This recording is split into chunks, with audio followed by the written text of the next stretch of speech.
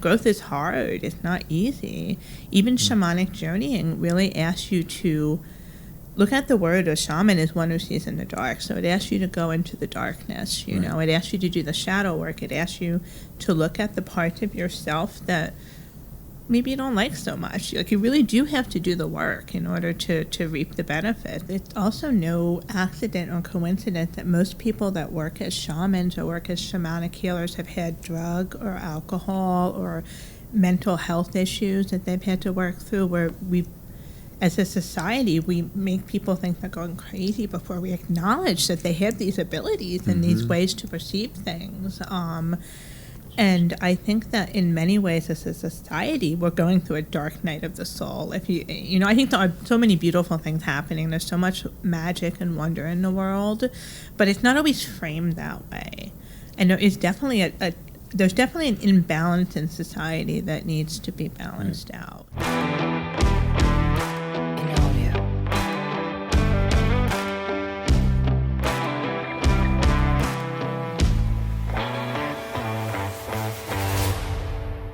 Hi, and welcome to today's show.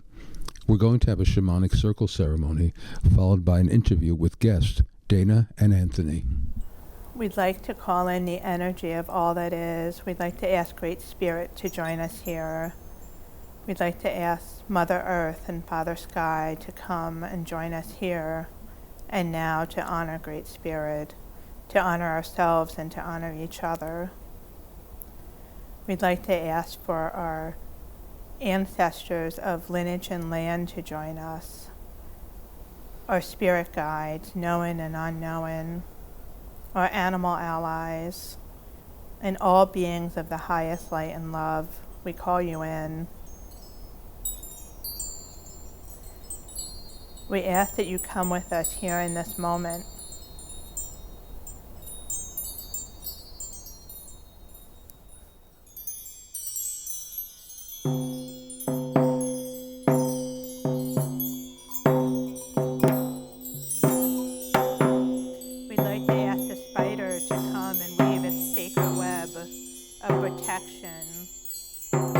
Show us the path forward and reveal to us what we need to know here and now for our highest and greatest good.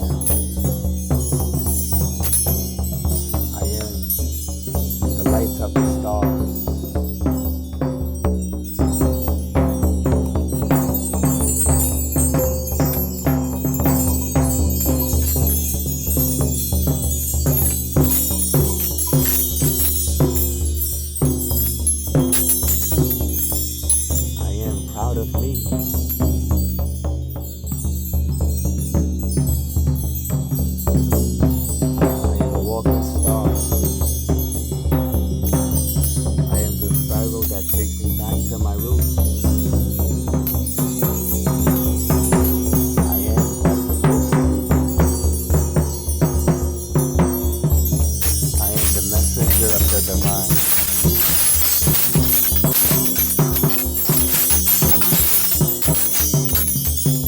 I am the spiral of the movement of the serpentine.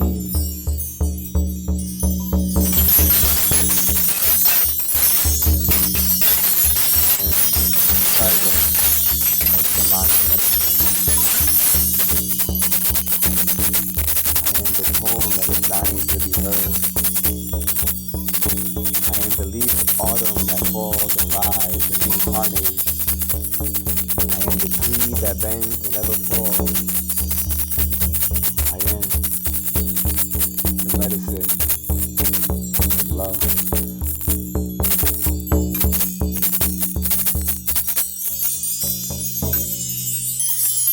We have some really wonderful guests today. I learned about you having these amazing shamanic circles way up in the northern part of Manhattan. And I went there to see for myself, and I found myself in a clearing in the woods. I didn't even know about this park. Anthony, you came down to bring me up there. It wasn't that clear where it was. So, and thank you so much for demonstrating, showing us a few moments of the circle, which is a very special thing because we don't get the opportunity to have these experiences in New York City, and you're the creators of the NYC, the New York City Shamanic Circle. So I'm very happy to welcome you to our show, and viewers will want to know a lot about this because I think people are very hungry for real spiritual experiences. They have their organized religions which offer many things to people, but the originators of those organized religions had their own immediate spiritual experiences themselves, and people want that now. A lot of people don't have that, and they want to have spiritual experience. When I was watching you, and I'm going to stop talking in a second, when I was watching you, I felt the spirit there. I felt the great mystery there. I reacted to it, just observing what you were doing. So I have some questions, and I'd like to ask you, first of all, what is shamanism? How do you define shamanism? What is it? You want to let us know, Dana? Yeah, sure, absolutely. I mean, for me, shamanism is the ability to connect with everything that is all around us. It's about acknowledging that there's no barriers to connecting with spirit. It's understanding that the great life force runs through everything. It doesn't just run through us. It runs through nature. It runs through tables. It runs through everything. And it's about just creating a space to directly connect with spirit one-on-one, and really being able to create that direct relationship. It's transformative. It's. I don't know about you, Anthony, but I'm not the same person I was when I started with shamanism. It really does transform your life. Really true. It is. Would you say the same? I would say directly the same. I feel like shamanism is a path for no perfect man. It's a path for everyone that walks and when is seeking a deeper connection with life, seeking a different connection with the web of life, seeking a deeper connection with the seconds we have and the seconds that are slowly fading. Shamanism takes you on a walk through the spirit of nature and introduces you to new realities that are out there, but we're not really aware of due to either our conditioning or just due to our lack of spiritual commitment. I feel like you need a spiritual commitment and have the hunger to seek more in life than just the mundane of just going into a temple and just doing a routine work. I mean, it's more beyond that shamanism teaches you, and that one of those things are healing yourself and being healed by. The other is connecting with your spirit guides. We all have spirit guides, but we're never in touch with them because we're so stuck in the mundane and on the fast pace of life. There's ancestors waiting and crying for you to speak to them. They're there inside you and waiting to hear your prayers. Shamanism is not a new way of doing anything. It's always been the same way of just connecting to source, to the divine, to the universe. There's nothing really new about it.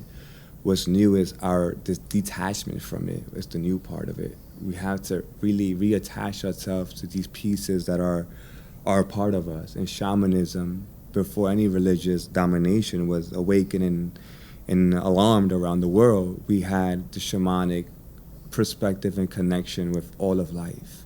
And that is our hunger to seek beyond this. So what is it that's happening in society now that has opened this door in the modern world, which probably wasn't open to it to this degree some decades ago, maybe even 10 years ago or 5 years ago? I think even before COVID, I think COVID has really opened that door. But I think we're so rich in many ways in our society and so starving in others, you know.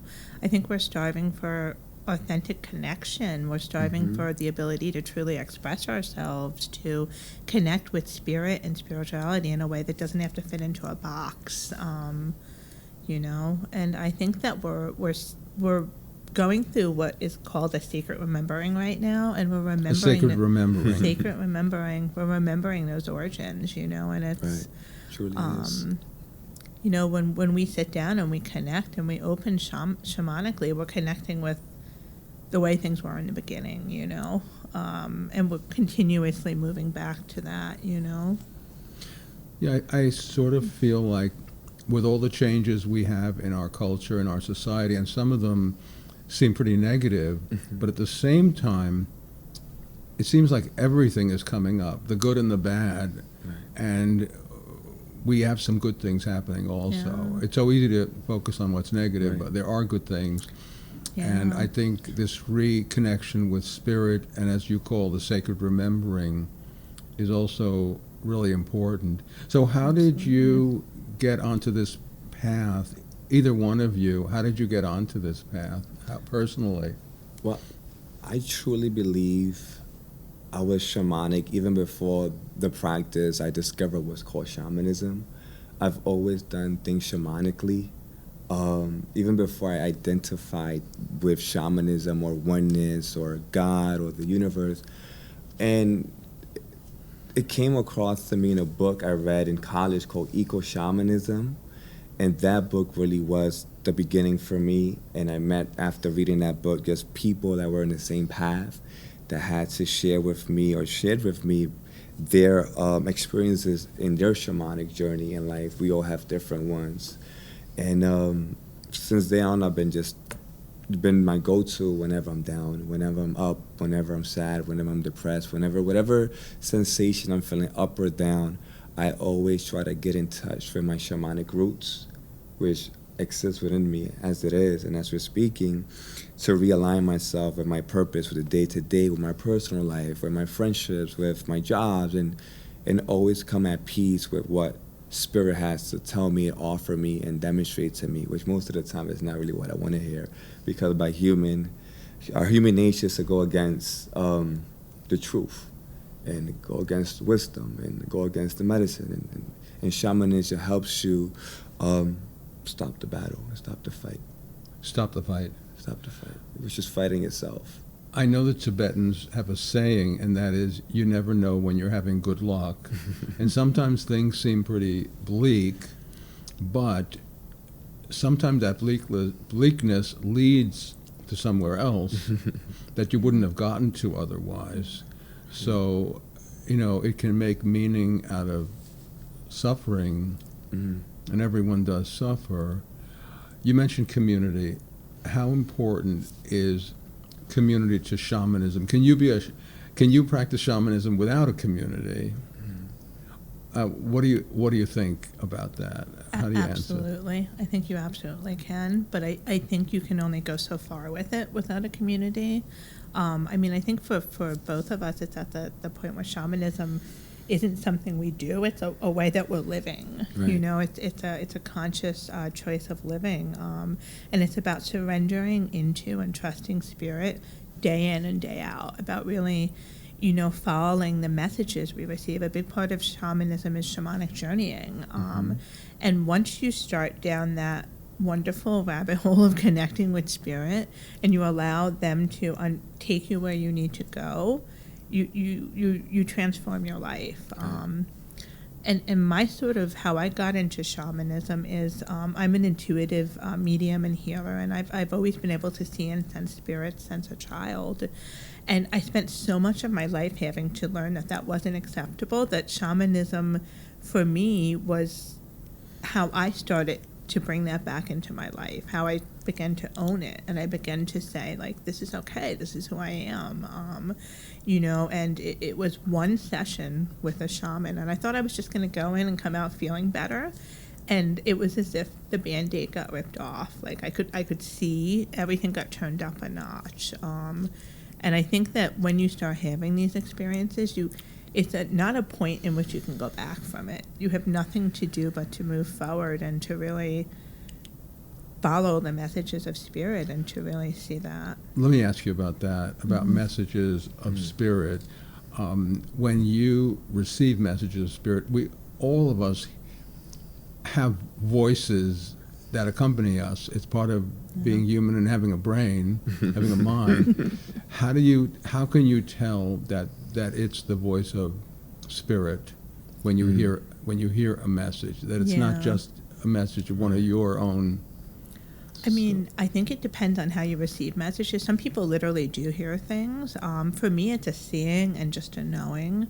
And once you start to speak that truth and you start to connect with people around it, you build that trust, you build that organic growth around it, and you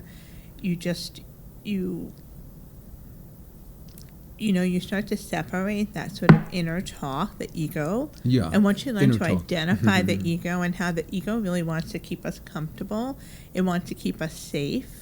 And that usually means it's going to keep us small, you know, like it wants us to stay where we are, because growth is hard. It's not easy. Even shamanic journeying really asks you to look at the word. A shaman is one who sees in the dark. So it asks you to go into the darkness, you know. It asks you to do the shadow work. It asks you to look at the parts of yourself that maybe you don't like so much. Like, you really do have to do the work in order to reap the benefits. And it's So has there been an initiation for you to get to this work? Do you feel that you went through an initiation?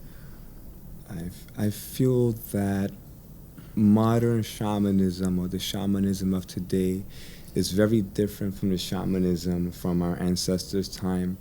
You could be self-taught, really not self-taught, but more nature teaches you how to think like a shaman, be like a shaman.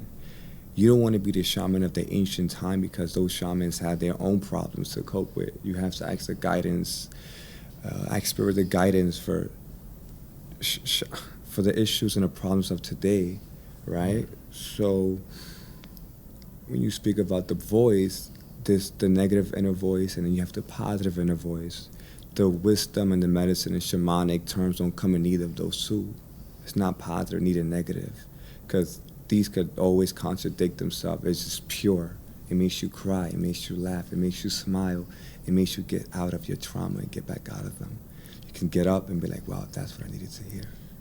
It's very different from the negative inner voice and the positive inner voice. It's a voice that is direct, that could come in a symbol, that could come in a poem, it could come in a riddle, it could come in an animal speaking to you. It could come in very supernatural ways that if you don't experience it, and if you're not the person experiencing it, you're going to be looked at as the crazy one. And it's nothing crazy to be feel about it. It's just natural experiences.